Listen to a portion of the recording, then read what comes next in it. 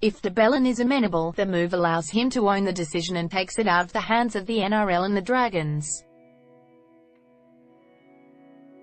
However, if he opts to dig in his heels, it's understood the NRL will ban him after the conclusion of Thursday's ARLC meeting. LoadingGreenberg and ARLC chairman Peter Beattie were involved in two separate meetings with relevant parties on Tuesday.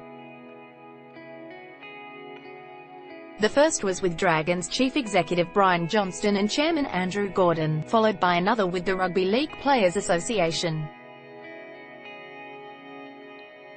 The RLPA has been outspoken about their members' right to a presumption of innocence, claiming a stand-down approach reverses that assumption. RLPA Director Jeremy Lattimore became the first Dragons player to speak on the issue when he said wanted to play alongside de Belin, and it's understood that sentiment was shared by the majority of his teammates. But it's unclear when de Belin will play again after the Dragons omitted him from their Charity Shield squad for Saturday's clash with South Sydney at Mudgee's Glen Willow Stadium. In the interest of player welfare, Jack de Belin will not travel with the squad to Mudgee or participate in the Charity Shield, the club said in a statement. Those close to de Belin say he's struggling and that the chest infection that ruled him out of last weekend's trial against Newcastle stems from the fallout of the allegations. There is also a feeling he could struggle to reproduce the form that won him a Blues jersey while dealing with the court case.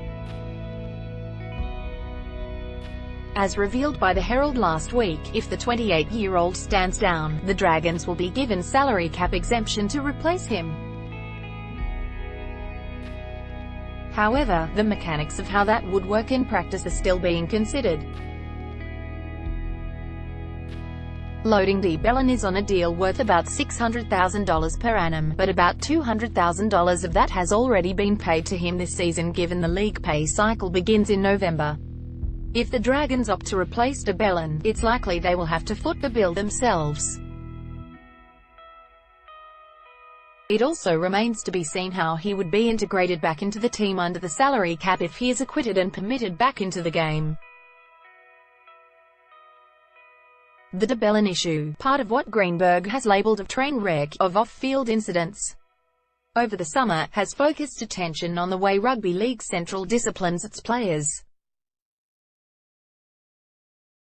In a bid to ensure greater transparency and consistency, a grading system is being established, whereby players are stood down for serious offences. Clubs have traditionally been allowed to sanction players in the first instance, but that right will effectively be extinguished under the new protocols, although those won't be developed in time to be signed off at Thursday's meeting.